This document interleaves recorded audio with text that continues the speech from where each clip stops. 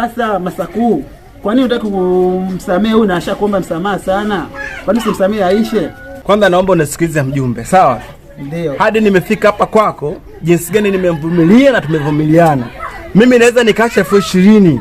Siku moja nashangaa 20,000 imeisha na kila siku mboga za majani, ila sio napeleka siku kausha damu, siku kausha mchuzi, mimi nishinda hata kuelewa. Kwa hiyo kufikia hapa mimi simtaki, yani simtaki, nataji aondoke. Sitaki maelezo mengine yoyote kuendelesha mjumbe.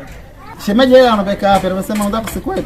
Shemeji, mpaka dakika hiyo mimi naomba msamaha kwa sababu tayari kosa langu nimeshalijua, naomba nisamehe, sitarudia tena. Kama umemsikia, mimi nakuomba Bwana Masakuu, msamehe hapa kakili mbele yangu, hata rudia tena, msamehe. Endapo atarudia hata mimi nitakupa go ahead.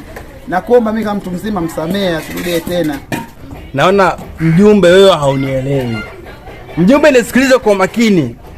Mimi sitaki majadiliano yoyote. Nishakwambia mimi simuhitaji, amenitia hasara zaidi ya hasara. Ala unataka mimi basi. Unanilazimishaje? Basi. Umesikia shemeji? Naona wewe mwenzako ana hasira sana. Na nikisema niwaache muondoke, anaweza akakunyonga. Kwa hiyo sasa, huyu mwache aondoke nyumbani. Wewe umeona chumba kile pale chumba? Ingia chumbani kwangu, tukalale, huyu akalale kwake. Kesho jione sasa zikimpungua, utamuita tuongea kesho. Wewe. Aende kule. Aende kule. Chumbani kwako wewe? Chumbani kwangu mimi. Usalama upo. Tutalala hata kitandani, bila juu. Twende. Kuna. Anapiga. Tena wewe mpuzi kweli wewe. Toka ndani mbele. Sasa tumekwisha.